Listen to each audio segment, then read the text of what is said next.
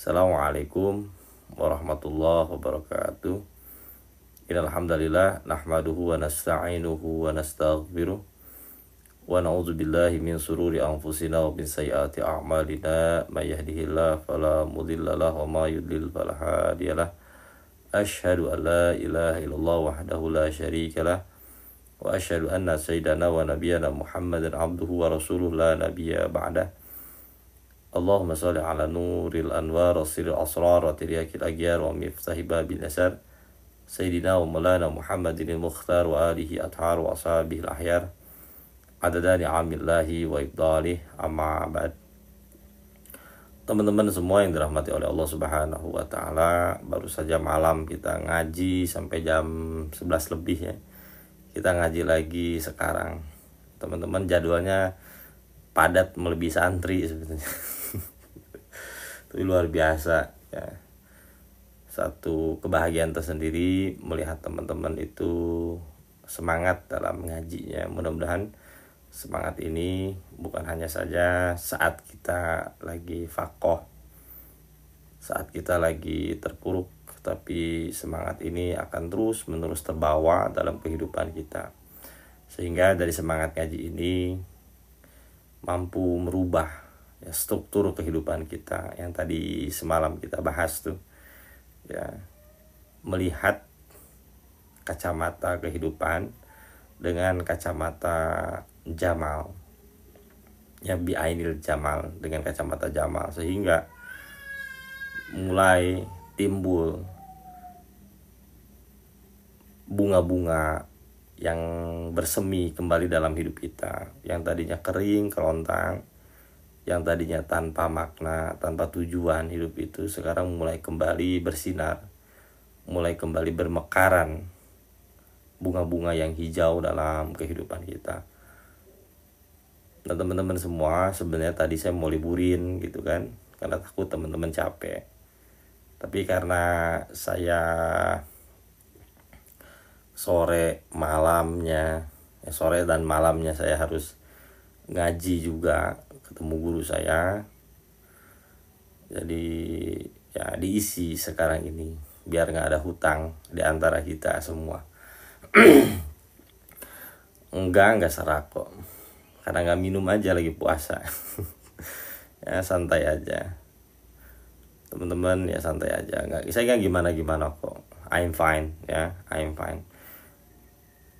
Dan pengumuman kedua teman-teman semua ya, insya Allah ngaji Rabu yang biasanya kita offline, kemungkinan besar akan kita adakan sekali lagi, cuman di mana, di Tangerang ya. Tadinya rencananya abis Lebaran kita baru ngaji di Tangerang, cuman kayaknya abis Lebaran ya jadwal kita lebih padat gitu ya, lebih padat, karena setelah Lebaran saya akan membagi beberapa wilayah gitu ya, dan nanti pengajiannya lebih terstruktur lagi gitu ya.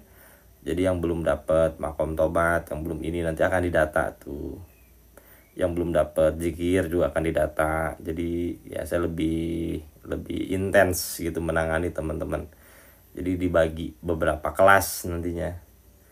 Ya, dibagi beberapa kelas. Jadi tidak ada momentum kita bersama, ada momentum nanti teman-teman dapat kajian-kajian khusus gitu ya.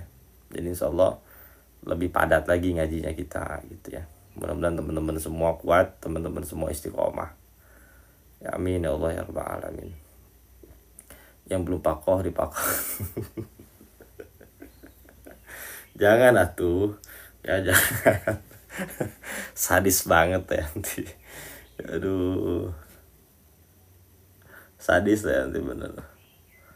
Waalaikumsalam warahmatullahi wabarakatuh. Teripah gimana, sehat ya? Nanti pun yang di Malaysia nih ya, Teh Melani akan membuat halakoh di Malaysia juga. Jadi ya nanti di Malaysia tuh kajiannya beda lagi gitu loh. Jadi nanti ada per kelas. Di Malaysia ada, nanti Malaysia paling gabung sampai Singapura. Ya kalau untuk Indonesia ya Indonesia gitu ya. Jadi nanti beda. Jadi ya karena saya pernah dulu tinggal di Malaysia, jadi saya mengerti banget apa yang dibutuhkan orang Malaysia gitu ya. Dan bahasanya pun beda lagi gitu. Ya malam libur kok, bisa ditebus tuh, nanti tidurnya sepuasnya. Yang penting nanti di Malaysia dibikin satu grup aja Temalania ya. Nanti Aka bikin grup khusus NK cabang Malaysia tuh, ada KN. Banyak di Malaysia di grup itu, banyak laki-laki, perempuannya tuh agak banyak lah. Sekitar ada 10 lebih. Teh Ririn juga ada, Teh Ririn jadinya. TIK tuh ada yang dari Malaysia juga, dia kerja di Malaysia gitu maksudnya. Karena banyak ya teman-teman kita yang kerja di Malaysia ini membutuhkan materi-materi seperti ini gitu. Jadi mohon dibantu sama teman-teman di Malaysia untuk membuat halakoh lagi gitu. Ya, membuat halakoh di Malaysia. Ya. Karena saya mengerti banget psikologis orang yang sedang merantau. Dia butuh banget ya ilmu-ilmu seperti ini. Nanti tinggal teman-teman arahkan aja gitu ya. Nah, ini tugas-tugas bagi teman-teman yang nanti di Malaysia. Dan setelah lebaran juga teman-teman semua mohon doanya, karena struktur yayasan udah terbentuk gitu ya. Ketuanya ini sudah semua nanti diumumkan di grup. Terus visi misi kita juga sudah jelas. Tinggal nanti daftar ke Kemenkumham untuk pembuatan yayasan ini. Nah, target utama kita yang paling awal sekali membuat majelis. Ya, membuat majelis. Namanya apa ya, Darul Faqoh namanya. Pandawa Haka, sehat Kang Mas. Kemana aja jarang nongol nih. Ya insya Allah setelah lebaran itu target awal kita tuh membuat tempat pesulukan. Jadi ada tempat khusus gitu. Jadi kita ngajinya nggak nomaden lagi. Kita punya tempat khusus. Ya doain teman-teman ya. Mudah-mudahan apa yang kita niatkan dalam kebaikan ini semuanya dipermudah oleh Allah Subhanahu wa taala ya. Dan agenda ini tidak bisa berjalan sendiri tanpa bantuan dari teman-teman gitu ya. Oke, teman-teman, kita langsung saja mulai ya. Tentang apa sekarang? Tentang alamatul ikhlas, indikasi kalau kita sudah berada dalam ikhlas. Ini ada indikasi-indikasinya. Dan ini penting sekali kita ketahui agar kita bisa melihat lebih dalam apakah kita sudah berada dalam keikhlasan atau masih belum gitu ya. Jadi teman-teman semua, kenapa ikhlas itu penting sekali dalam dalam perjalanan spiritual? Karena ikhlas itu adalah yang menjadikan lompatan besar dalam kehidupan kita. Jadi saya pernah mencontohkan dengan sketsa seperti ini teman-teman ya. Mudah-mudahan teman-teman memahami ini.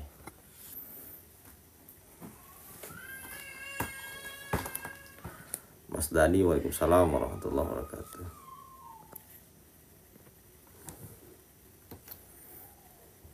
Ya ini kapal.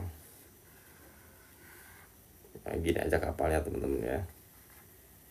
Nah ini teman-teman semua sedang mengarungi Bahrul Muhit, lautan yang tidak ada tepinya. Dan ini namanya perjalanan spiritual. Berangkat teman-teman dari Darmaga.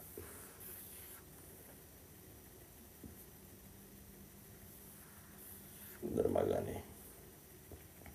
Berangkat dari sini. Oke, yang pernah kita bahas spiritual awakening. Teman-teman mulai menelusuri jalan spiritual. Oke. Ketika teman-teman tidak ikhlas, teman-teman lupa bahwa jangkarnya itu masih tertambat di sini. Gimana gambar jangkar gini aja ya. Ya, masih tertambat di sini jangkarnya gitu. Akhirnya sejauh apapun perjalanan kita, ternyata tambatannya masih berada di Dramaga. Apa yang dimaksud dengan tambatan ini? Teman-teman pernah mengalami sebuah tragedi, luka, dan lain sebagainya. Artinya teman-teman pergi belayar, melintasi perjalanan spiritual, ini adalah dalam rangka untuk apa? Dalam rangka untuk mengenyahkan tragedi ini, luka ini. Dan pada akhir teman-teman sedang tidak kemana-mana gitu. Nah ini yang banyak dikhawatirkan oleh para guru-guru. Akhirnya sejauh apapun perjalanan kita, bukan lillahi ta'ala lagi, tapi karena apa? Karena untuk menghilangkan ini gitu, menghilangkan luka. Karena kita tidak ingin berada di momentum ini. Kita ingin hapus momentum ini dalam kehidupan kita. Padahal sudah jelas, ini adalah bagian dari diri kita. Ini adalah kita gitu. Dia bukan yang lain. Jadi kita ini adalah ini, kumpulan dari tragedi, kumpulan dari luka. Kita adalah kumpulan dari air mata, kita juga adalah kumpulan dari kebahagiaan. Tapi kita tidak mau ini berada dalam diri kita. Kita tidak menerima kita pernah berada di posisi ini. Akhirnya teman-teman semua ketika beribadah jauh dari kata ikhlas. Kenapa? Yang kita tuju adalah bukan Allah itu. Yang kita tuju adalah ini tadi, untuk menghilangkan luka ini. Nah, kalau teman-teman masih tertambat di sini, ya, segeralah sadari bahwa tragedi, luka, tentang sesuatu yang buruk yang pernah menimpa diri kita, itu adalah bagian dari proses menumbuhkan kesadaran, menumbuhkan spiritual kita gitu. Nah, dari sini teman-teman bisa memaafkan. Maka kenapa perjalanan ini dilalui pertama kali oleh taubat kan? Karena taubat secara mendalamnya lagi nanti ini adalah tentang apa? Tentang al-inabah, tentang kembali kepada Allah. Tentang kembali kepada Allah. Artinya kita melihat proses luka adalah bagian dari takdir yang Allah tempatkan pada hidup kita, yang memang tujuannya agar kita semakin mengerti, agar kita semakin tumbuh secara kesadaran gitu loh. Bukan untuk membinasakan diri kita, tapi untuk menumbuh kembangkan spiritual dalam diri kita. Ya, sampai sini paham teman-teman ya. Jadi biarkan tambatan ini hilang, lalu pada akhirnya ini putus.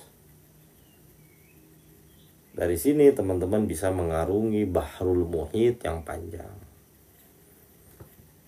Tentu saja memang tidak mudah teman-teman semua.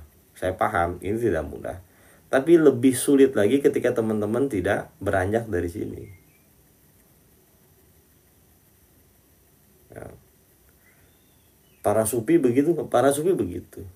Kita contoh misalnya Rabi'ah al-Adawiyah. Rabi'ah al-Adawiyah seorang sufi besar, namanya sering disebut, namanya sering kita dengar karena kebesaran ketokohan beliau. Tapi teman-teman tahu nggak siapa sih Rabi'ah al-Adawiyah dulunya? Beliau adalah seorang atau wanita simpanan. Apakah dengan statusnya yang dulu menjadikan beliau tidak usul? Justru dengan masa lalunya beliau usul. Kenapa? Karena sudah diputus itu. Nah, cara memutusnya adalah menerima bagian masa lalu kita, menerima bagian kita pernah berada di situ. Kalau kita tidak pernah putus, ini maka selamanya akan tersambung dalam diri kita. Akan selalu ada kegetiran, akan selalu ada penyesalan, akan ada selalu ingatan tentang itu, yang menyebabkan diri kita tidak pernah maju ke depan gitu. Begitupun para sahabat Nabi, misalnya Sayyidina Umar, Ibnu Khattab sama. Terus siapa lagi misalnya sahabat-sahabat Rasulullah yang dulunya memusuhi Rasulullah, yang memutus gitu, mempunyai kehidupan baru gitu. Jadi jangan pernah terpola di sini. Jadi cara menerimanya adalah dengan melihat itu adalah bagian kita. Karena kalau kita adalah 10 ini tidak mungkin bisa langsung 10. Dia ada proses dari 1, 2, 3 sampai 9 baru 10. Kalau teman-teman mengenyahkan, ingin menghilangkan, ini adalah fase buruk kita misalnya ya. Teman-teman ingin lompat ke sini jadi 1, 4 nggak bisa. 10 itu adalah bagian dari 1, 2, 3, 4, 5, 6, 7, 8, 9, 10 gitu. Nah, artinya kita yang ada saat ini adalah proses dari ini semua untuk sampai pada 10. Ya. Nanti makanya diajarkan tobat. Nah, tobat yang pernah kita lakukan itu adalah tobat awal. Nanti ada tobat lebih dalam lagi. Yang pernah saya yang pernah saya print kalau itu waktu itu yang pernah saya share tuh. Nanti teman-teman kita ngaji itu lagi. Oke. Nah, sebelum kita masuk ke sana, insya Allah kita akan ngaji tentang muhasabah. Sebelum ngaji muhasabah ada yang dinamakan dengan yaqazah, sadar, aware, baru muhasabah, setelah itu tobat. Tobat dalam pengertian lebih kepada makna-makna batin lebih dalam gitu ya. Untuk melepaskan ikatan-ikatan itu semua. Akhirnya teman-teman membumbung tinggi gitu ya. Mudah-mudahan teman-teman semua sehat-sehat semuanya agar bisa sampai pada materi itu gitu ya. Baik teman-teman semua, ya ketika kita sudah mampu berdamai dengan diri kita, berdamai dengan masa lalu kita, pada akhirnya menyebabkan kita itu ikhlas menjalankan ibadah bukan lagi karena sesuatu selain Allah, tapi memang tidak ada motif apapun dalam diri kita, semata-mata hanya karena Allah. Ya. Tandanya apa? Yang pertama nih teman-teman ya, catat di halaman 81. Setelah ini kita masuk pada pengajian terakhir dalam kitab Aqabatut Thariq ya, tentang syukur yang kemarin juga kita bahas kan di pila itu. Nah, apa indikasi kita ikhlas? Waalaikumsalam warahmatullahi wabarakatuh. Temai. Indikasi ikhlas yang pertama adalah istiwaul madhi wazami minal ammah. Istiwa itu adalah sama antara al-madhi itu apa? Al-madhi itu adalah tentang pujian, wazami tentang celaan, minal ammah ya, ammah itu di muka umum gitu ya. Jadi bagi kita celaan kayak pujian itu sama, tidak ada bedanya. Jadi sudah tidak ingin tepuk tangan dari makhluk, sudah tidak goyang oleh celaan dari orang lain gitu. Itu tanda yang paling menguat sekali ketika kita ikhlas. Jadi dihina tidak tumbang, dipuji tidak terbang gitu. Kenapa? Bagi dia antara madhi wazami sawa itu sama, tidak ada bedanya. Dari mana kesadaran ini muncul?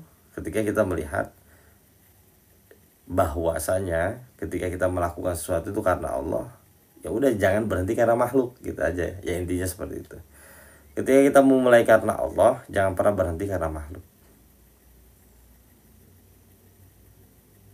Tanda indikasi kita memulai karena makhluk, maka akan berhenti lagi karena makhluk.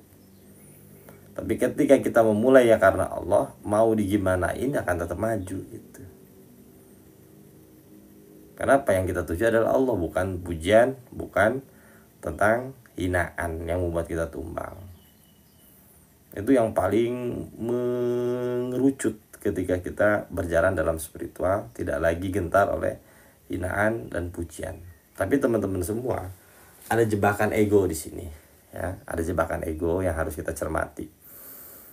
Ketika kita dihina sama orang pun harus kita cermati. Bisa jadi memang benar itu ada dalam diri kita. Kalaupun tidak benar, bisa jadi suatu waktu kita berada di posisi itu gitu loh. Ya jangan masa bodoh. Ini bukan tentang masa bodoh, ya, udah tahu salah maju itu bukan tentang itu, tapi tentang melihat, mencermati ketika orang membuli kita, menghina kita, benar barangkali ada yang salah dalam diri kita gitu loh. Kalau ada yang salah, ya udah kita perbaiki, approve, maju lagi ke depan. Nah kalau teman-teman mempunyai pandangan seperti ini, insya Allah dengan pasangan kita, dengan siapapun akan akur gitu loh. Jangan sampai kita mempunyai ego sentris. Misalnya kita sebagai laki-laki merasa benar terus, atau sebagai perempuan merasa benar terus. Artinya ketika pasangan kita lah, minimal dari pasangan kita memberikan masukan, memberikan sebuah celaan, bisa jadi memang benar itu ada dalam diri kita, tinggal kita perbaiki gitu loh. Karena ketika kita berjalan dalam ranah spiritual, ada ego namanya. Ego apa? Ego merasa pasangan kita tidak ngerti apa-apa tentang perjalanan ini. Ada ego seperti itu tuh menyelinap. Pada akhirnya cuman kita bisa ngomong, kamu nggak tahu apa-apa. Ini adalah perjalanan spiritual, misalnya seperti itu ya. Jadi jangan sampai ada perasaan-perasaan seperti itu. Kita cermati dulu, kalau benar ada approve, kalaupun nggak ada bisa jadi nanti saya begitu ke depannya gitu ya. Jadi antara istiwaul madhi wa zammi, kita bukan melihat ucapannya tapi melihat lebih ke dalam lagi. Karena biasanya yang paling banyak komentarin kita ya pasangan kita, nggak mungkin orang lain gitu. Karena dia yang sehari-hari bersama dengan kita. Jadi saya sampaikan ini teman-teman semua, karena banyak yang mengalami akan hal ini.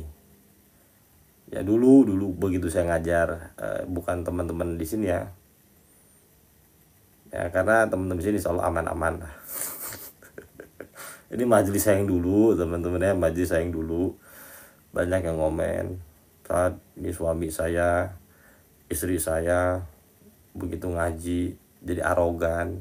Apa itu arogannya? Dia diomongin nggak mau denger, malah ngomong ke saya, kamu nggak tahu apa-apa tentang perjalanan spiritual ini.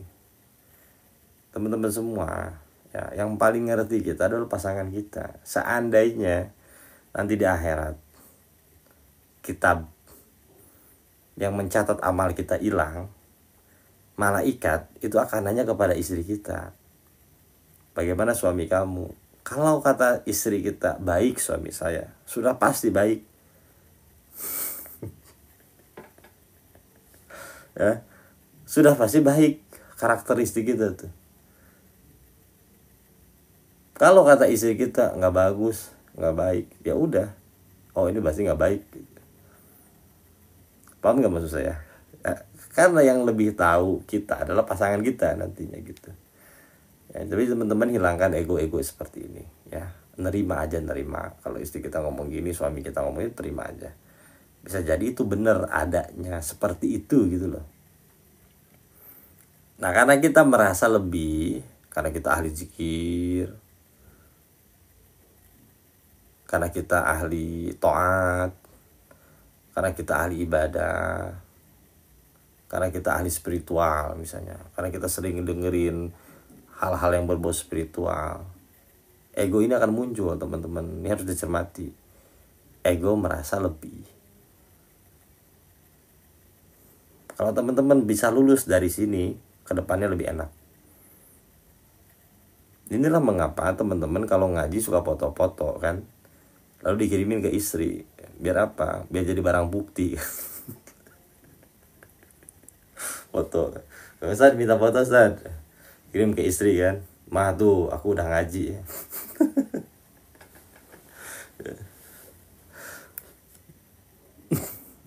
Kan udah kebaca semua teman-teman.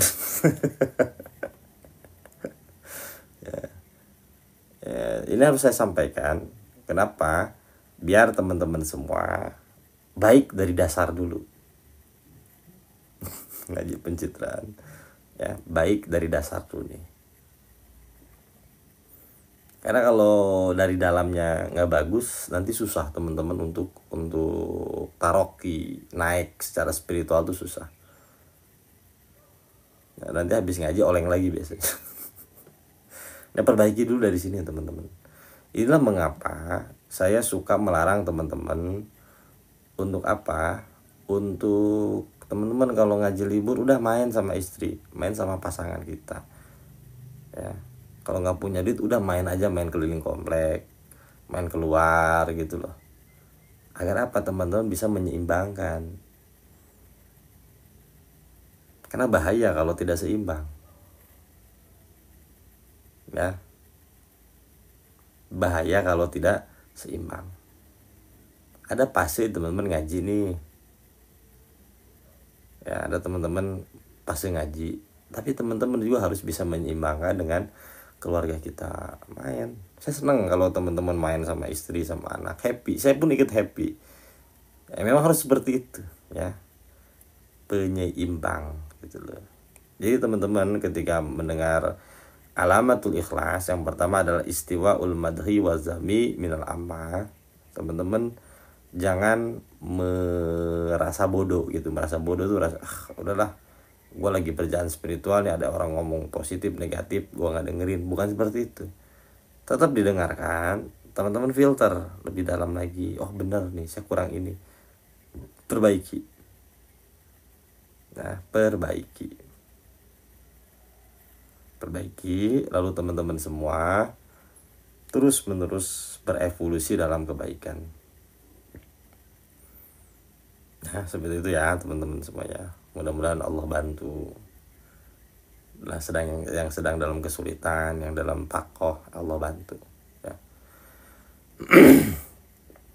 Nah, syukur-syukur teman-teman bisa ngajak pasangannya untuk ngaji, jadi satu ritme ya, satu ritme, seirama. Itu luar biasa cakep teman-teman ya.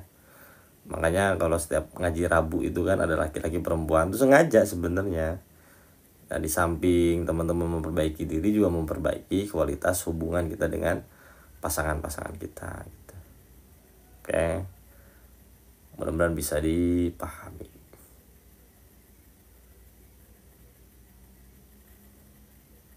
Yang kedua teman-teman nih, yang kedua ya, apa sih alamat ikhlas?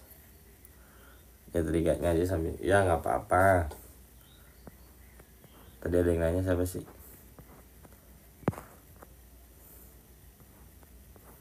Ya majelis taklimnya di mana? Di rumah. Belum ada majelis taklimnya, baru mau dibikin.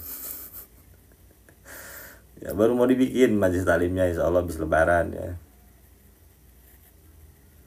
Ustaz, gimana kalau kita yang ngaji dan suami nggak ngaji bersama kita, gimana Ustaz? Yang penting suami kita ridho sama kita, udah gitu aja ya. Suami kita ridho sama kita ya. Urusan suami kita ngaji atau ngaji itu kembalikan kepada suami kita. Yang penting suami kita ridho kalau kita ngaji, itu aja ya. Jadi jangan ada ego, kita merasa lebih baik karena kita sudah ngaji ya. Sebaik-baiknya kita sebagai istri, lebih baik suami kita. Karena ya keridhoan kita itu tergantung dari suami kita.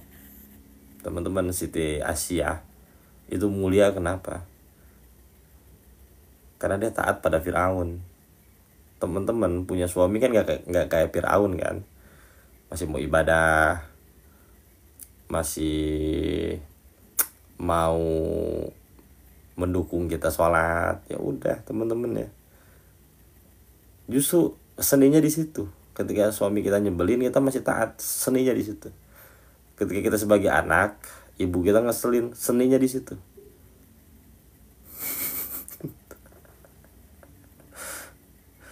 Alhamdulillah ya. Ya teman-teman semua, justru saat suami kita nyebelin, kita masih taat, di situ seninya. Jangan pernah nunggu suami kita baik lalu kita taat. Itu mah gak ada seninya. Nunggu ibu kita baik, orang tua kita baik baru kita taat, ya nggak ada seninya, ya kan? Ya udah begitu. Justru dengan ketaatan kita, ya itu akan merubah karakteristik suami kita gitu loh. Taat aja dulu. Oh, alhamdulillah. Siap teh.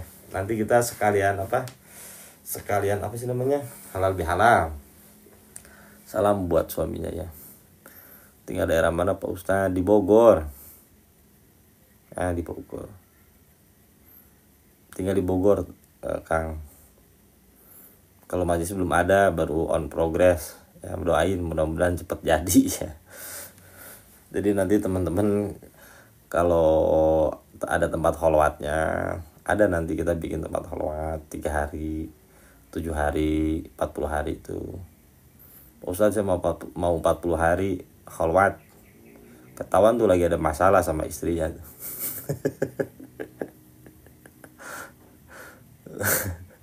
Ya insya Allah tuh doain teman-teman ya.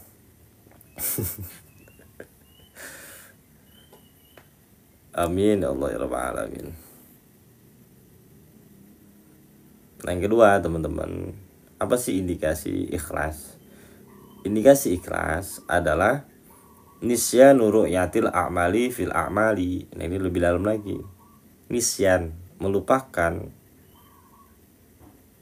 apa? Melupakan kita berbuat amal di saat kita sedang berbuat amal. Maksudnya gini, abadikan amalmu dengan melupakan dan menyadari itu tidak ada apa-apanya gitu. Ya, abadikan amalmu dengan cara melupakan amal, dengan melihat, dengan menyadari bahwa itu tidak ada apa-apanya. Jadi bagaimana sih cara mengabadikan amal dengan ikhlas? Apa itu ikhlas? Melupakan amal yang pernah kita perbuat dengan melihat bahwa itu tidak ada apa-apanya gitu. Nah dari mana pandangan ini lahir? Dari ma'rifah, bahwa segala sesuatu yang hadir dalam diri kita ini sebenarnya semua dari Allah. Ilmu yang kita miliki, kayak amal yang kita kerjakan, kayak ini lahir semua dari Allah teman-teman. Teman bisa sholat, siapa yang menggerakkan? Allah. Siapa yang membuat teman-teman pengen sholat? Allah. Ya, jadi tidak ada jeripayah kita sebenarnya di situ, tidak ada saham kita sama sekali gitu. Paham ya? Dari pandangan ini teman-teman akhirnya lahir ikhlas gitu loh. Tapi tentu saja pandangan seperti ini bukan hanya sebagai pemanis dalam tasawuf ya. Ini harus lahir dari pengalaman langsung teman-teman menjalani kehidupan. Biasanya lahir dari kekecewaan bisa. Ternyata diungkit itu nggak enak. Akhirnya teman-teman nggak mau ngungkit gitu. Pernah kan teman-teman diungkit, dibaikin sama orang, akhirnya diungkit, sakit kan? Lalu teman-teman akhirnya berpikir, oh diungkit nggak enak, ya udah saya nggak mau ngungkit gitu. Jadi cara mengabadikan amal adalah dengan cara melupakan amal yang kita perbuat. Dengan melihat amal itu tidak ada apa-apanya gitu loh. Ya capek, kecewa, akhirnya ikhlas gitu. Ya ikhlas kita tuh lahir dari penderitaan dulu. Seperti sabar kita juga lahir dari penderitaan dulu. Yang semalam saya bikin tabelnya tuh, tabel takdir. Ya ketika al-jalal menimpa diri kita, mau nggak mau kita nih sabar. Dari sabar yang panjang itu, proses sabar yang panjang itu, akhirnya teman-teman masuk ke makom ridho. Dari makom ridho akhirnya di switching lagi, masuk ke mana? Ke makom syukur. Nanti makanya setelah ikhlas itu syukur gitu. Karena syukur itu adalah buah dari ikhlas, dari perjalanan panjang kehidupan kita. Yang zuruna bi'ainil jamal, melihat segala sesuatu dengan kacamata jamal. Ya teman-teman kalau ada yang punya usaha bikin kacamata namanya kacamata jamal ya. Ya. Itu bener kata Kang Bowo, sabar, nerimo, syukur gitu. Waalaikumsalam warahmatullahi wabarakatuh. Ya teman-teman nanti bikin kacamata jamal tuh, nanti saya beli tuh ya. Pak Ustadz biar gak ke-trigger gimana? Justru ya tantangannya itu di trigger itu. Paham gak maksud saya? Tantangannya itu ada di trigger itu. Jadi ikhlas kita diuji ketika apa? Ketika kita memberikan sesuatu, oke, Ketika kita memberikan sesuatu, orang yang diberikan sama kita tuh ngeselin. Itu tantangannya. Ujian keikhlasan tuh itu. Ketika kita memberikan sesuatu, ketika kita memberikan apa gitu ya, lalu orang yang kita kasih itu ngeselin. Seperti halnya ujian ikhlas dalam ibadah pun sama. Kita udah bangun tengah malam, kita udah lakuin ini, lakuin itu, kok nggak datang-datang. Itu ujian ikhlas. Ini ujian ikhlas tuh di situ. Saat apa yang kita inginkan nggak datang-datang.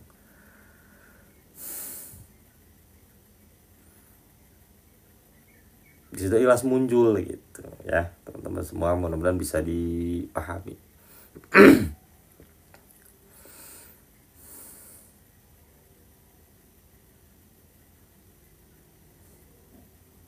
Yang ketiga teman-teman, ya yang ketiga nih,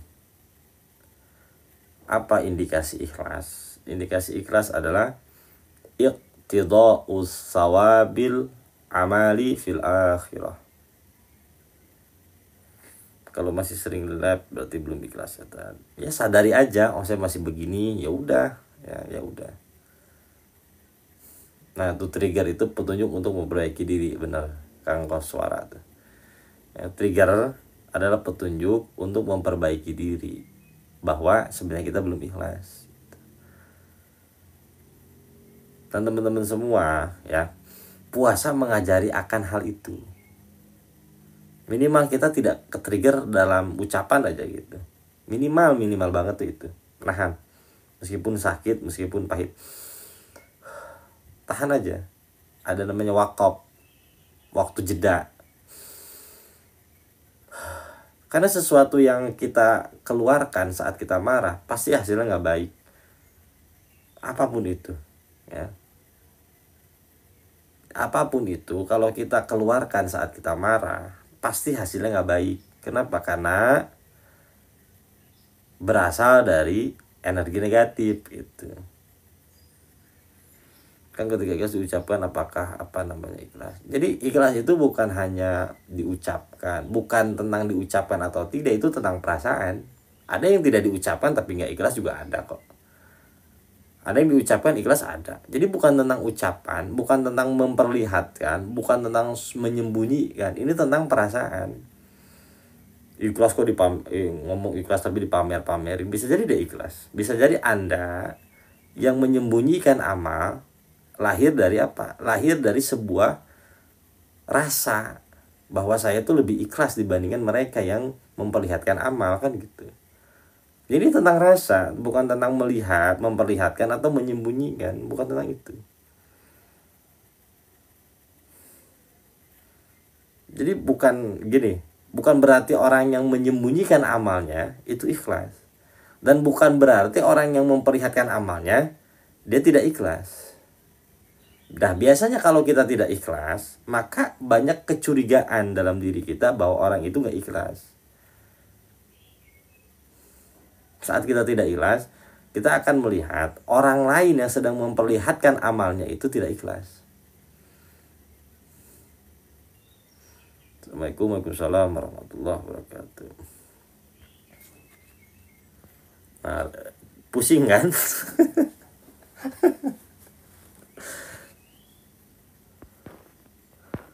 Ketika kita tanya apakah kamu ikhlas, tuh jawabnya ya bilang aja ikhlas gitu. Yang penting bukan tentang jawaban, bukan tentang diam gitu loh.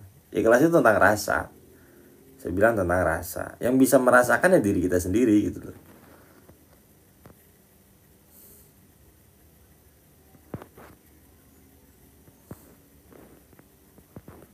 Namanya rasa rumongso, bener. Cara melatih ikhlas harus sering bersyukur. Nanti ikhlas itu yang akan menghasilkan syukur sebenarnya ya. Ikhlas itu yang akan menghasilkan syukur. Jadi ikhlas itu adalah proses, teman-teman ya. Dia tidak lahir serta merta dalam diri kita gitu loh. Diproses aja. Teman-teman kalau lagi nggak ikhlas, sadari aja saya sedang tidak ikhlas gitu. Jangan diikhlas-ikhlasin. Teman-teman nanti nggak ada i'tiraf. Dari i'tiraf itu muncul ke perubahan gitu. apakah itu diampuni, yang penting sadari, ya sadari. Jadi ikhlas itu cara jadi ikhlas itu kan lawan dari riya, ya riya. Nah riya itu cara menobatinya dengan apa? Dengan menyadari gitu. Oh, saya tadi nggak ikhlas, ada sesuatu yang kurang baik, sadari aja.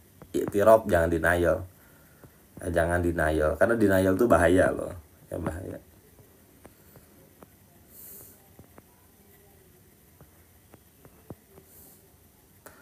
Rasa supaya tidak hilang bagaimana ya Pak Ustadz? Dengan menyadari rasa itu pasti hilang gitu, nanti akan tergantikan dengan hal-hal baru lagi gitu aja. Karena rasa itu ahwal, namanya ahwal itu adalah sebuah kondisi spiritual.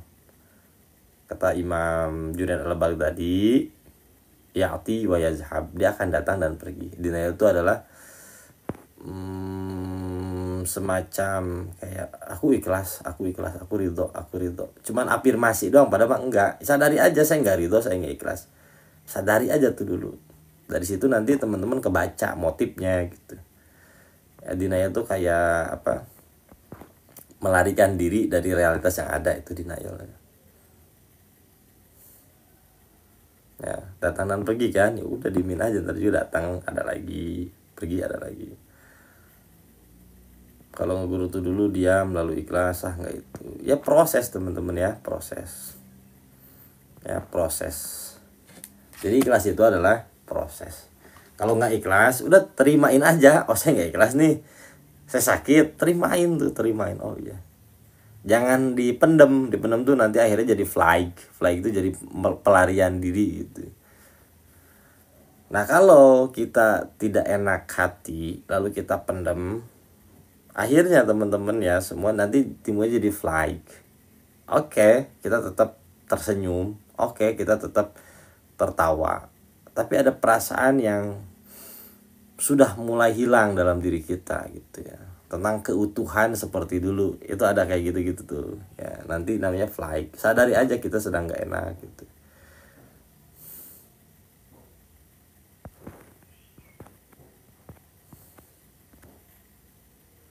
Jadi denial tuh kayak saya bilang bahaya itu kenapa? Karena merasa sedang baik-baik saja, padahal pada akhirnya kita sedang melarikan diri dari perasaan kita sendiri gitu. Paham ya? Jadi kayak I'm fine, I'm good, everything is gonna be alright, but akan tetapi hati kita tuh sakit. Akhirnya kita melarikan diri pada sesuatu kondisi lain gitu. Nah dari sini timbul apa? Timbul hikdu namanya. Al hikdu apa? Hikdu itu ada perasaan negatif yang kita simpan kepada orang lain, kepada masa lalu, kepada realitas. Hikdu, balas dendam pada akhirnya gitu ya. Jadi ikhlas itu kosong teman-teman, kosong. Yang intinya nih ikhlas itu kosong. Al khali minas sawab, kosong dari segala apapun. Nothing tulus saja gitu, nothing tulus. Dan ini ya butuh proses, ya butuh proses.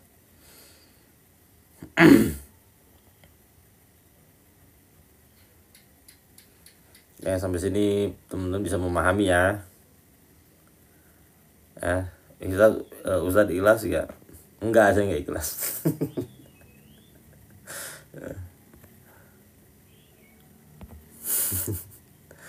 Ya teman-teman sadari aja kalau nggak ikhlas, nggak ikhlas. Dari situ teman-teman bisa ikhlas gitu. Jadi ikhlas itu kata Kang Wahidin nih, kata Kang Wahidin, ikhlas itu adalah nurul ma'rifah, cahaya ma'rifah. Dia lahir bukan dari kita gitu loh. Paham ya? Ikhlas itu lahir bukan dari kita, dari Allah teman-teman. Yang mengikhlaskan kita itu anti Allah gitu. Ketika teman-teman apa? Mengakui kita tidak ikhlas. Jadi cara kerja ikhlas itu seperti itu.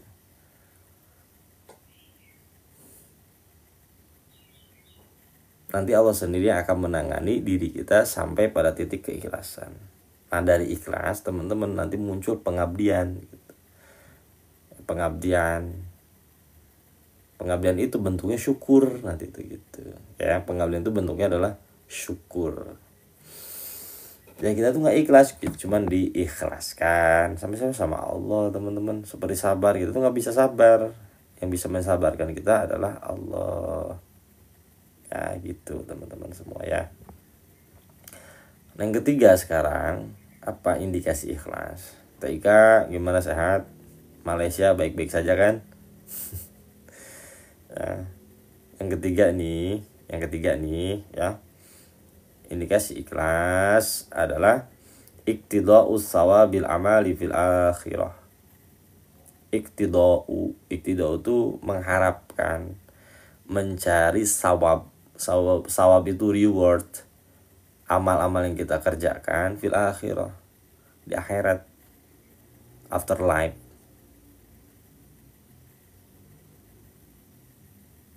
Jadi teman-teman semua ya, salah satu indikasi kita ikhlas, kita tuh kayak menyimpan atau nabung kebaikan. Nanti dibukanya nanti gitu. Bukan sekarang, dibukanya tuh nanti. Ya. Ini masih kategori ikhlas. Ya, masih kategori. Ya, teman-teman jangan tertrigger oleh perkataan-perkataan sufi yang sudah mencapai nihayah. Nah, itu di akhir perjalanannya. Contoh kayak perkataan dari Robi'ah al-Adawiyah. Kalau seandainya aku beribadah karena mengharapkan surgamu, bakar surga itu atau berikan kepada orang lain. Kalau aku mengharapkan beribadah kepadamu karena takut neraka, maka bakar aku di neraka. Jangan teman-teman tertrigger seperti itu. Kalau belum nyampe makomnya ya udah, sadari aja kita belum nyampe makom sana gitu loh. Teman-teman nggak usah tertrigger ya. Karena dengar, wah, ibadah saya karena Allah, ibadah saya tidak mengharapkan apa. Jangan teman-teman, sadari aja. Ya sadari itu. Justru kayak gitu nanti sotoy gitu ya. Ya teman-teman sadari aja, oh makomnya masih di sini. Jadi bisa jadi teman-teman benar-benar dilempar ke neraka. Kok beneran ya Allah, akhirnya gitu. Kok beneran ya Allah. Saya cuma bercanda kemarin. Kan gak lucu kalau gitu ya.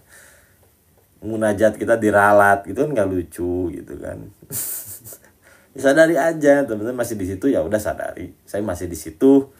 Gitu, saya masih butuh, ya udah. Ya. Jadi jangan sampai ke-trigger oleh perkataan-perkataan dari para sufi yang sudah mencapai makom nihaya. Makom nihaya itu apa? Makom di ujung perjalanan. Nanti ngomongnya tuh beda lagi gitu ya. Nanti kalau teman-teman udah nyampe sana, bebas mau ngomong apapun. Ya, bebas mau ngomong apapun. Dalam artian mau ngedoa kayak gitu juga karena sudah mengalami zauknya gitu ya. Kita sudah berada di situ. Ya. Kita sudah berada di situ. Ya, realistis aja teman-teman, jangan idealis, realistis. Kita di sini nih, ya udah. Gitu. Justru ketika teman-teman tidak realistis, oke, nanti teman-teman dibuat bingung sendiri akhirnya. Ya, dibuat bingung sendiri, dibuat pusing sendiri. Gitu ya. Realistis aja. Kalau teman-teman udah nyampe makom nihaya, mau ngomong apapun ya sakarepmu dewe gitu ya, bebas tuh. Teman mau ngomong surga nggak ada, neraka nggak ada, bebas gitu loh ya, karena kita sudah berada di fase itu. Kalau belum jangan teman-teman ya, kalau belum nyampe sana jangan. Dan kalaupun kita udah nyampe sana teman-teman, give yourself ya, jaga untuk diri kita sendiri, nggak usah disebar-sebarin gitu ya. Jagalah untuk diri kita sendiri, nama zauk, sir rububiyah itu rahasia ketuhanan, tahan oleh diri kita sendiri gitu.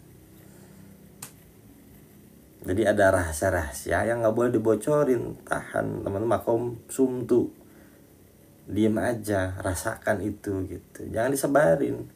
Kalau disebarin jadi fitnah gitu loh, jadi aib namanya. Sitrul aurat, membuka aurat itu bahaya gitu. Nah, maka kita butuh ngaji, butuh pembimbing itu apa? Biar kita tahu makom. Karena kalau kita nggak tahu makom, ya akhirnya apa? Akhirnya teman-teman gelagapan gitu loh.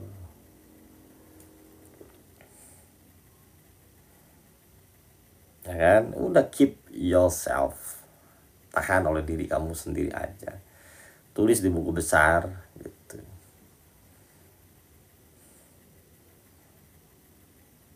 Jadi kadang saya juga sering ngobrol ya sama teman-teman seperjalanan saya dulu nih, ya, satu lintingan. Teman-teman saya tuh udah pada tua-tua, teman-teman tua udah tua-tua, ada yang buka majelis ini, macem-macem lah, teman-teman seperjuangan tuh. Kalau ngobrol ya itu, kalau ngobrol-ngobrol hal-hal yang secret itu saat nggak ada siapa-siapa, berdua. Antum ngerasain ini nggak? Cerita nih, dah iya anak ngerasain. Antum begini nggak? Iya ngerasain. Oh tapi ya udah gitu, itu bahasa berdua aja. Ketika disampaikan di publik ya beda lagi gitu. Karena ini rahasia teman-teman sifatnya, ya face to face gitu loh, tertutup, nggak ada yang dengerin. Murid dia di mana, yang ikut saya di mana gitu ya. Nah, baru di situ ngobrol intim itu, karena sesuai dengan perjalanannya gitu. Ya itu nggak bakal dibocorin ke publik gitu loh, ya nggak bakal dibocorin ke publik. Nah, ada yang suka nanya kan, kenapa ngaji-ngaji seperti itu harus dirahasiakan? Teman-teman semua, ya, maukah kita membocorkan ya pengalaman malam pertama kita, atau memvideokan malam pertama kita? Mau nggak? Ya kan, ya udah gitu loh. Nah, kita perlihatkan anak aja, ini hasilnya gitu. Ini hasil dari malam pertama saya gitu. Paham nggak maksudnya? Ini hasil dari malam pertama. Ini hasil dari laku saya. Apa kitab? Ini hasil dari laku saya ngaji. Ini hasil dari laku saya akhlak. Ini hasil dari laku saya berupa program-program keumatan, berupa progres-progres untuk keumatan. Itu yang kita perhatikan anak aja, teman-teman. Malam pertamanya nggak usah diumbar gitu loh. Ya. Udah gitu maksud saya ya, itu Syirul Rububiyah gitu.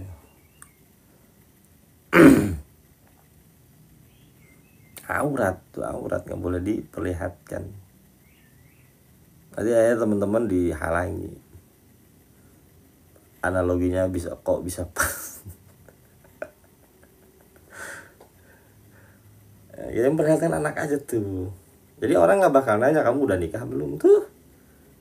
Ada hasilnya gitu. Ya minimal kita punya buku nikah nih hasilnya gitu. Itu aja. Nah, orang kalau nggak dibarengi dengan guru, nggak dibarengi dengan majelis gitu ya.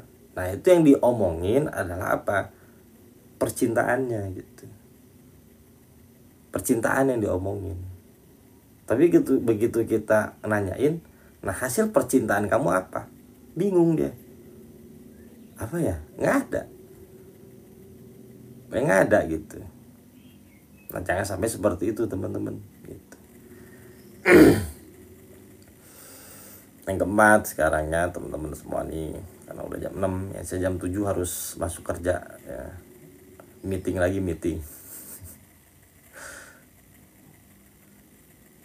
Ya, harus meeting. Yang keempat adalah kitmanul hasanati kama antak tamus sayyati. Nih teman-teman, ciri ikhlas itu apa sih? Kitmanul hasanati, menutup kebaikan sebagaimana kita menutup kejelekan. Yang tadi saya bilang, yang kita perlihatkan udah anak kita aja gitu loh. Nah, menutup kebaikan kita sebagaimana kita menutup kejelekan kita gitu loh. Yang orang lain tahu ya udah outputnya aja. Ya orang lain tahu outputnya aja. Kecuali dia memang pengen masuk ke inputnya, baru kita kasih tahu. Nih caranya begini ya. Nanti setelah ini gini ya. Tuh teman-teman ya. Seperti itu gitu. Itu ada ruang khusus. ya ada ruang khusus, ya ruang pribadi namanya, jangan sampai diumbar gitu. Ada ruang pribadi privasi masing-masing gitu loh. Ya nggak apa-apa teh, nggak apa-apa, namanya dulu kan, ya tobatin aja ya dulu, yang penting sekarang enggak gitu ya. Ya. Yang keempat tuh tandanya kita ikhlas adalah kitmanul hasanati kama antaktu masayati. Dari saya belajar dari guru saya pribadi ya. Beliau itu kalau untuk masalah ilmu-ilmu ketuhanan itu amat sangat irit dan pelit guru saya tuh. Jadi tidak akan memberikan ilmu-ilmu yang berat sebelum nyampe pada waktunya. Ditahan, nggak dikasih, didiem aja. Kita mau nanya juga diem. Oh nggak tahu saya itu mah. Oh itu nggak boleh dipelajari. Gitu. Saat awal-awal nih, awal-awal suluk kan menggebu-gebu kan, pengen tahu ini, pengen bisa ini, pengen mengerti ini, mengerti banyak hal gitu. Ditahan tuh sampai pada waktu yang tepat baru dikasih tahu. Dulu mas kamu nanya ini tuh ini ya, jawabannya nih tek. Saat si murid itu pas pada waktunya gitu. Enggak fudulul kalam, mubazir kalam. Teman-teman kayak Rambo jadinya, nembak asal enggak ada yang kena satupun. Dulu jadi sniper teman-teman, satu peluru yang kita tembakan tapi tepat kena kepala, headshot namanya.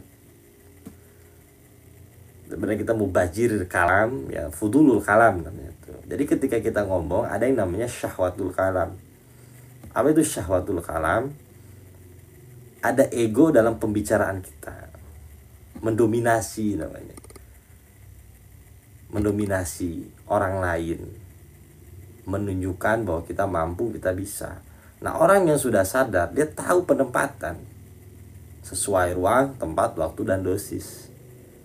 Ini dibutuhkan apa? Dibutuhkan kesadaran tinggi, nggak asal nembak ya, nggak asal nembak, dan tahu kadar dosis yang harus diberikan. Itulah dokter ruhani namanya. Teman-teman kalau beli di jalanan, obat-obat jalanan generik, teman-teman akan diberikan apapun, yang penting teman-teman punya duit. Nah, yang penting teman-teman punya duit. Diobrol obat banyak, pas saya mau ini pak, semua dikasih. Kalau teman-teman beli obatnya tanpa resep, tanpa dokter, semua dikasih. Akhirnya teman-teman bingung sendiri nih, obat mana yang harus saya ambil kan, obat mana yang harus saya minum.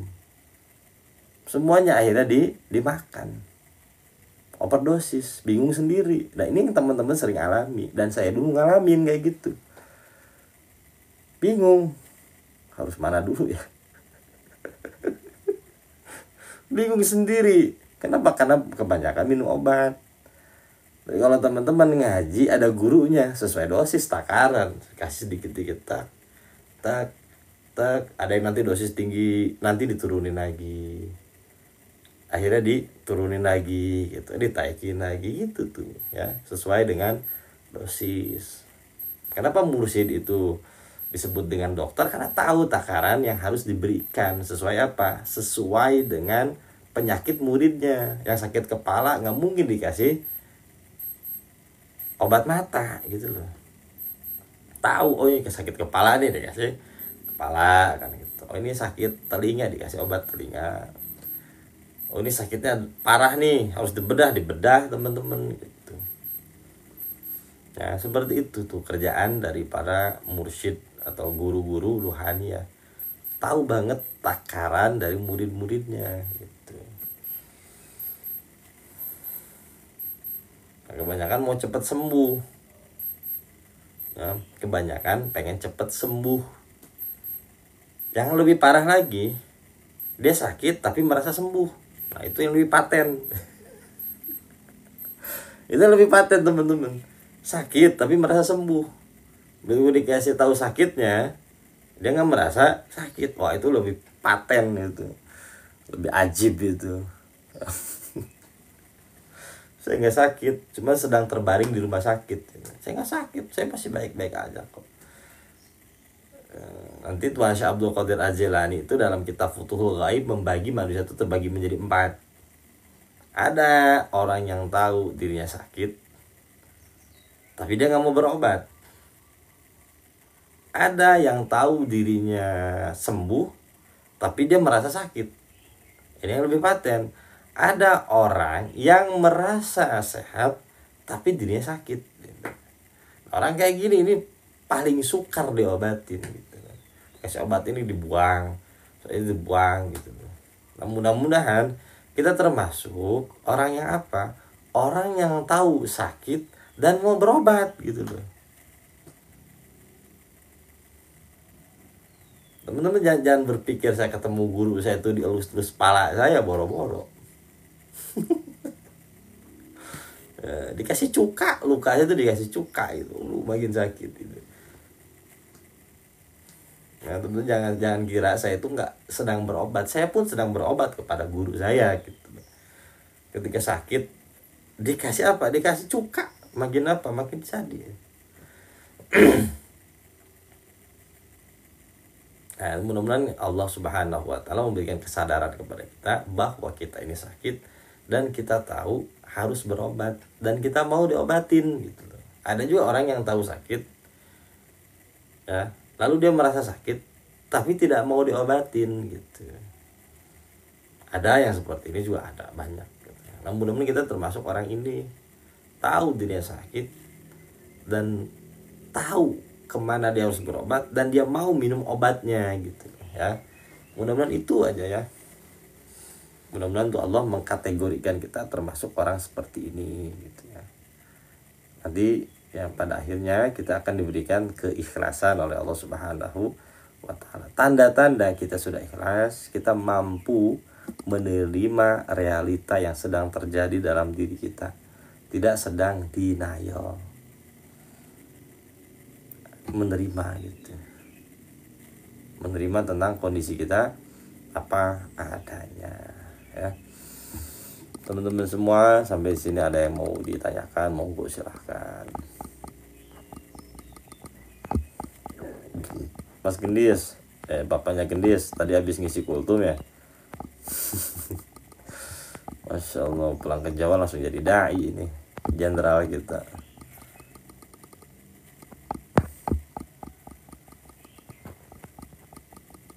Sama-sama Teh Melani. Nanti yang di Malaysia dibuat ini ya, dibuat grupnya. Kan Teh Melani punya, kok manggil Teh Melani. Aka Melani kan di sana punya kawan. Ya, nanti kawannya ya buat grup NK Malaysia gitu ya. Ngaji kehidupan Malaysia. Nanti insya Allah ada pengajian khusus untuk teman-teman di Malaysia. Saya sikit-sikit bolehlah cakap Malaysia. Dulu saya 2 tahun kerja di Malaysia. Jadi bisalah dikit-dikit.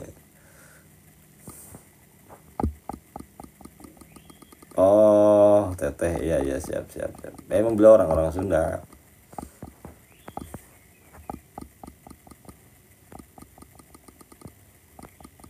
Cara mencari guru yang tepat gimana Ustaz? Nah ini salah satu ego seorang murid, pengen nyari guru yang tepat. Guru yang tepat tuh nggak bakal ada teman-teman. Guru yang tepat itu nggak bakal ada. Misalnya tepat sesuai dengan pemikiran kita. Dulu saya tuh berpikir guru yang tepat itu adalah guru yang bisa nebak hati kita. Kalau kita lagi bokeh ditransfer, kalau lagi kita nggak punya duit dikasih duit, kalau kita lagi sakit diapain gitu. Bagi kita kan gitu ya, bagi pikiran dangkal kita nih, guru yang tepat tuh seperti itu kan. Kalau kita lagi apa langsung ditebak, nanti kamu begini, itu pikiran kita gitu. Justru guru yang tepat itu adalah guru yang tidak sesuai dengan keinginan kita, karena biasanya guru seperti itulah yang kita butuhkan sebenarnya.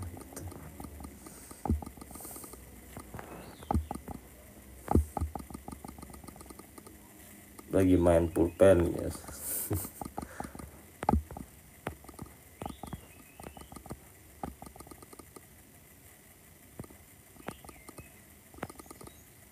Oh iya Senda.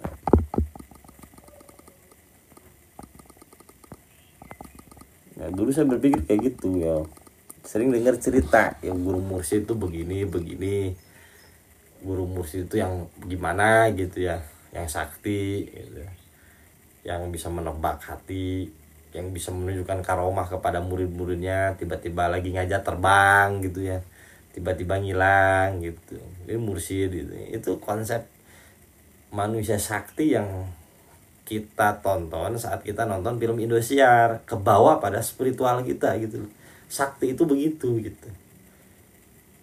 Ya kan? Iya, karena kita terpola biasa dulu sering nonton Indosiar tuh. Ya, film Prabu Siliwangi gitu. Sakti itu begitu bagi kita gitu loh. Yang bisa kayak bunsin gitu. Yang bisa membelah diri itu kan? Iya. Udah jujur aja gitu. Terbawa pada pikiran kita saat ini gitu. Ya, guru yang tepat adalah datang saat kita mempunyai waktu yang tepat gitu aja. Guru yang tepat hadir di waktu yang tepat gitu. Ya.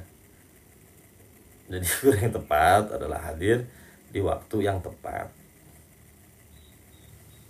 Ya, mudah-mudahan dipertemukan ya teman-teman, mudah-mudahan dipertemukan.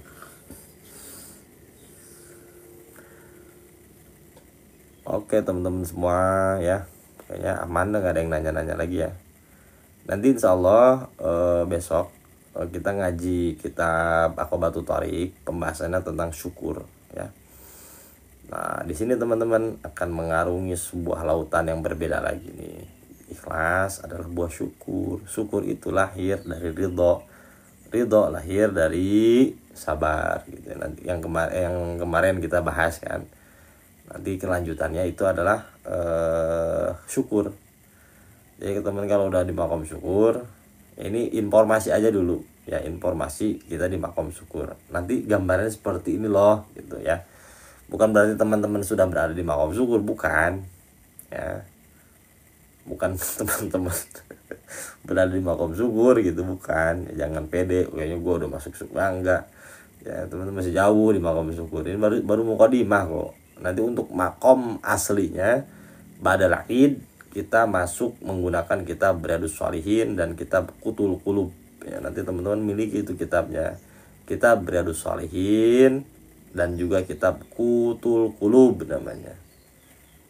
Nah, tulis tuh Qutul Qulub ya, insyaallah kitabnya nggak mahal kok. Yang kitabnya nggak mahal, nanti Kang Isep menyediakan ya. Teman-teman kalau kata saya beli kitabnya, beli teman-teman, nanti nyesel loh kalau nggak beli.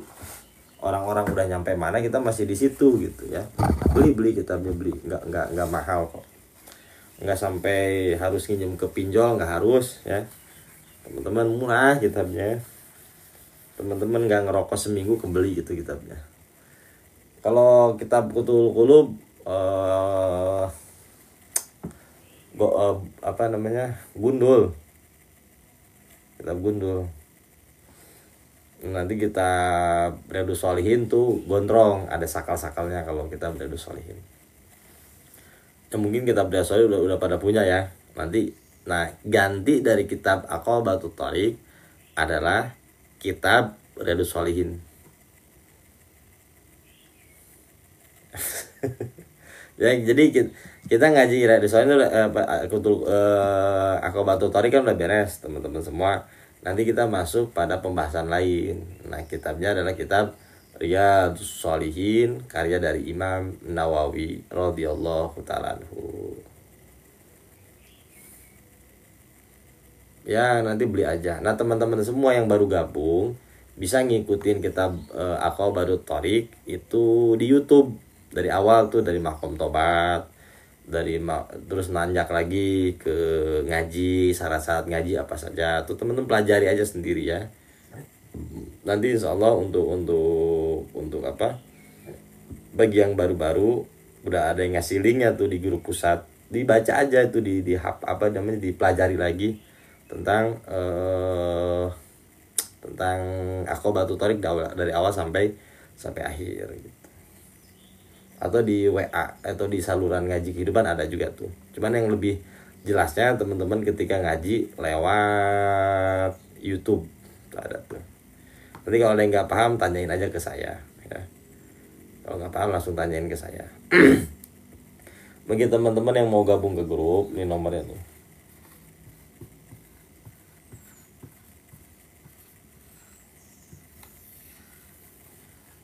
Ya silahkan di screenshot aja. Nanti dikirim Teh Susi. Ada yang ngirim nanti Kang Isep. Ini yang kalau mau masuk grup ini. Oke. Nanti kasih tahu nama, alamat sama pekerjaan. Nah, teman-teman saya berharap kalau sudah masuk grup aktif gitu loh. Aktif apa ngajinya.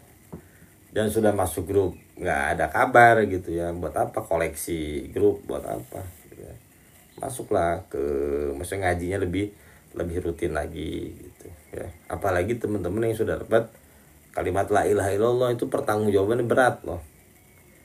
Jadi teman-teman sebenarnya ketika ya dikasih kalimat la ilaha illallah, itu teman-teman sudah ijab kabul. Sudah ijab kabul gitu ya. Terus mempertanggungjawabkan kalimat la ilaha illallah itu dengan apa, dengan minimal dengan ngajinya istiqomah dan zikirnya istiqomah gitu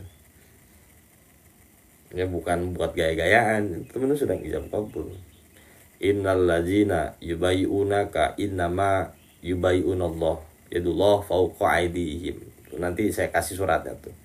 Nih baca ini perdalam lagi maknanya. Innal ladzina yubayyi'unaka. Nanti panjang lah kalau dicari itu. Saya mimpi Ustaz apa itu teguran karena sering nggak ngaji malam. Enggak kali itu mah apa namanya, kesel aja sama saya akhirnya kemimpiin tadilah itu mah ya teman-teman ya. Udah kan? Oke, nanti malam kita nggak ngaji ya. Malam nggak ngaji, teman-teman semua habiskan waktu bersama dengan keluarga ya. Habiskan waktu bersama dengan keluarga. Main-main ya. Yang punya duit main. Kalau nggak punya duit ngeliatin orang main gitu. Diskusi. Jadi jangan terlalu banyak diskusi, banyakin sama istri.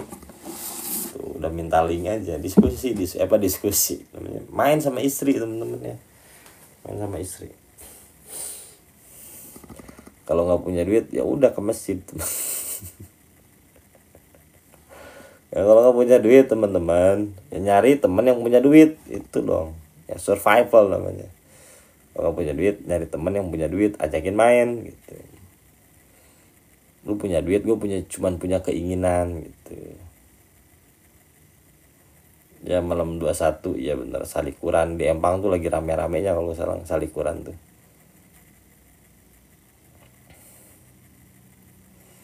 Oke teman-teman semua ya, kita nanti ketemu lagi besok ya, insya Allah subuh kita ketemu lagi. Mudah-mudahan semua sehat-sehat ya Abah ya. Jadi Kang Wahidin mohon diinfokan terkait dengan struktur organisasi ya, struktur organisasinya nanti biar teman-teman bisa bisa ikut menyimak semuanya ya. Di screenshot aja ya. Sami-sami Teh Susi. Teh Susi orang mana sih?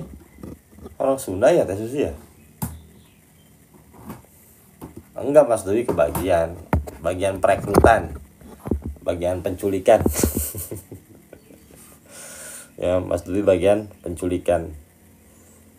Jadi semakin banyak yang diculik semakin bagus. Oh Sunda tinggal di, oh ya. Oke teman-teman semua, kita tutup dengan doa ya. Soalnya nanti malam gak ketemu doanya sekarang. A'udzubillahi minasyaitonirrajim. Bismillahirrahmanirrahim. Allahumma shalli wa sallim wa barik ala sayyidina Muhammad wa ala ali sayyidina Muhammad. Bismillahirrahmanirrahim. Alhamdulillahirabbil alamin hamdan yuwafi ni'amahu wa yukafi'u mazidah. Ya Rabbana lakal hamdu wa lakal syukru kama yanbaghi li jalali wajhikal karim wa li 'azimi sultanik. Allahumma shalli wa sallim wa barik ala sayyidina Muhammad wa ala ali sayyidina Muhammad salatan tunjina biha min jami'il ahwali wal afat wa taqdilana biha min jami'il hajat wa tutahhiruna biha min jami'is sayyi'at wa tarfa'una biha indaka ala darajat wa tubalighuna biha asal ghayat min jami'il khairati fi hayati wa ba'dal mamat bi rahmatika ya arhamar rahimin. Allahumma ighfir lana dzunubana wa li walidina wa li auladina wa li ahbabina wa li masyayikhina billahi ta'ala. Rabbana zalamna anfusana wa lam taghfir lana wa tarhamna lanakunanna minal khasirin. La ilaha illa anta subhanaka inna kunna minadh dhalimin. Rabbana taqabbal minna innaka antas samiul alim wa tub alaina ya maulana innaka antat tawwabur rahim. Rabbana ya Allah atina fid dunya hasanah wa fil akhirati hasanatan wa qina adzabannar bi fadli subhana rabbika rabbil izzati amma yasifun wa salamun alal mursalin walhamdulillahi rabbil alamin. Teman-teman semua, terima kasih banyak ya.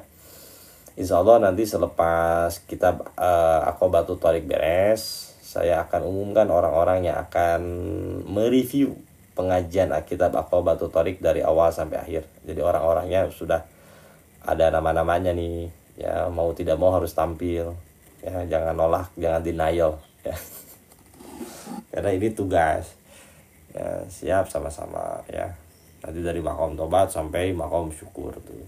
Jadi nanti yang ngajinya adalah teman-teman sendiri lewat Zoom ya. Jangan sampai ya teman-teman tuh ilmunya mentah ya. Mentah tuh apa? Maksudnya tidak bisa diverifikasi secara keilmuan. Nah, saya ajak teman-teman mempunyai ilmu yang bisa diverifikasi secara keilmuan, akhirnya bisa dipertanggungjawabkan gitu ketika kita menyampaikan ilmu. Dan diharapkan teman-teman semua menjadi dai, orang-orang yang mengajak orang kembali kepada Allah Subhanahu wa taala. Oke, teman-teman semua ya, sama-sama terima kasih banyak. Wallahul muwaffiq ila aqwamit thoriq. Wassalamualaikum warahmatullahi wabarakatuh. Terima kasih banyak teman-teman semua ya. Saya pamit mau kerja dulu ngantor.